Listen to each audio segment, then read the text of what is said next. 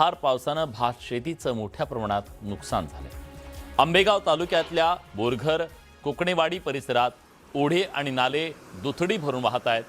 शेतीभोवतीचे बांध फुटल्यानं पाण्याच्या प्रवाहात भाताची रोपं वाहून गेली आहेत। शेतीत चिखल आणि गाळ साचला असून अनेक एकरावरच्या भात शेतीचं नुकसान झालंय।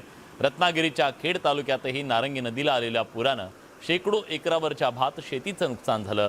नुकतीच लावणी करण्यात आलेली भाताची रोपं पुराच्या पाण्यात वाहून गेली, तर जिथं शेतांमध्ये पाणी ओसरलं तिथं रोपं सडू लागल्याचं चित्र आहे। काही ठिकाणी सुपीक माती वाहून गेल्यानं संपूर्ण भात शेती उद्ध्वस्त झाली आहे। शहापुरात सुद्धा मुसळधार पावसानंतर भात शेतीचं नुकसान झालं। 500 ते 1000 रुपये किलो दरानं आणलेल्या भाताचं बियाणं वाहून गेलं। आधीच पाऊस उशिरा आला, त्यात लावलेलं पीक वाहून गेल्यानं शेतकऱ्यांवर दुबार पेरणीचं संकट ओढवलंय। सतत 5 दिवसाच्या पडत्या पावसाने पूर्ण बियाणं वाहून गेलं।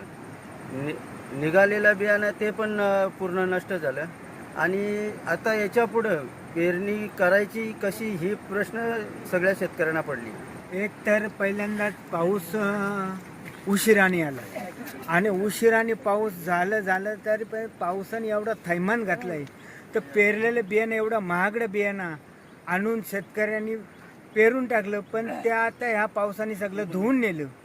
तर आता परत पेरणी करायची म्हणजे एवढे दिवस आता परत पेरणी करायला भातही आमच्याकडे शिल्लक नाही आणि एवढा महागडा भात आणायचा कुठून? एवढा मुसळधार पाऊस का म्हणजे शेतात काही चिखलही राहिला नाही ना, माती पण राहिली नाही।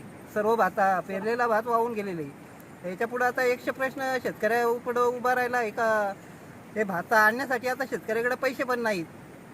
500 रुपये किलोचा भात आहे आणि मग आता पुढची पेरणी करायची का नाही करायची हे पण प्रश्न उभा राहिलेले आहे।